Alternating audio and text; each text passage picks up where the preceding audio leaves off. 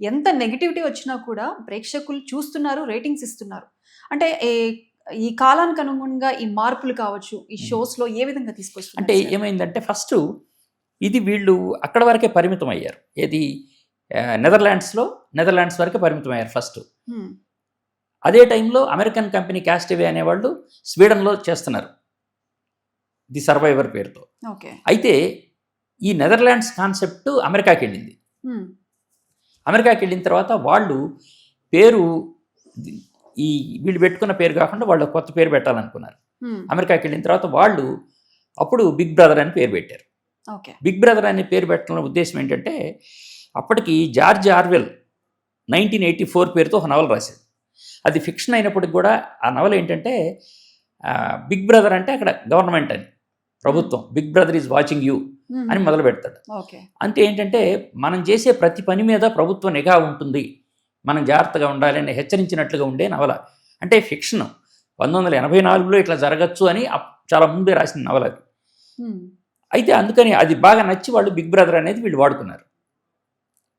అమెరికాలో big brother అనే పేరు పెట్టారు.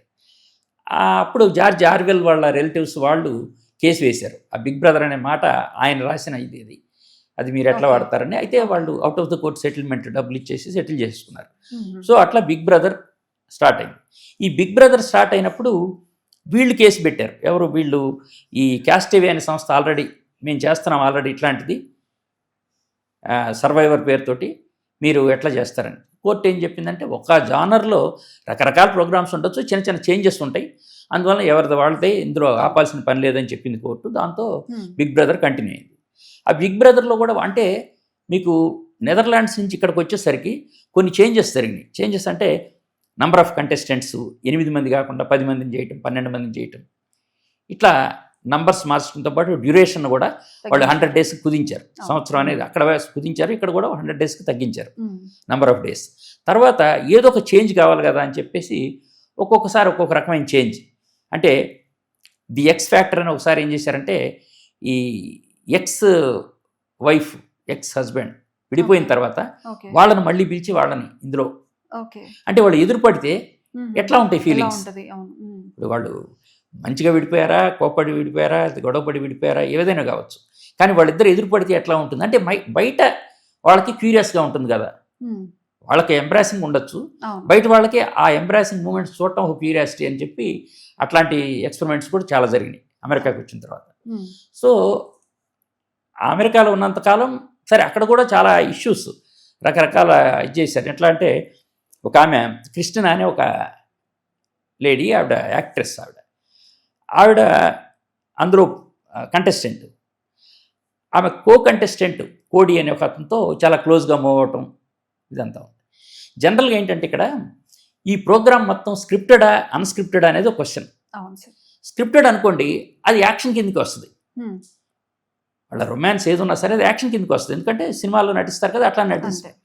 కానీ ఇది అన్స్క్రిప్టెడ్ అని చెప్తున్నప్పుడు అది వాళ్ళ న్యాచురల్ బిహేవియర్ కిందకి వస్తుంది.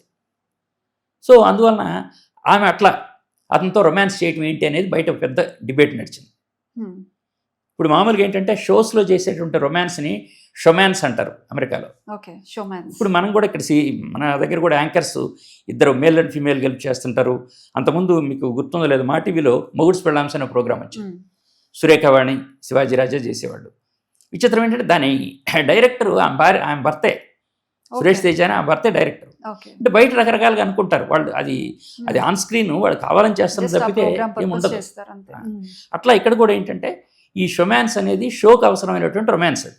కానీ ఆమెకు ఆల్రెడీ పెళ్ళయింది, ప్లస్ స్క్రిప్టెడ్ కాదు, కాకపోయినా కానీ ఆమె బిహేవియర్ అట్లా ఉందని చెప్పి బయట పెద్ద ఇష్యూ అయింది. ఎంత ఇష్యూ అంటే చివరికి మీడియా వాళ్ళు ఊరుకోరు కదా, వాళ్ళ భర్త దగ్గరికి వెళ్ళి మీకు ఎట్లా ఉంది, మీకు ఎట్లా అనిపిస్తుంది అని అడిగారు. అతను రియాక్ట్ అయ్యాడు, సీరియస్గా రియాక్ట్ అయ్యాడు.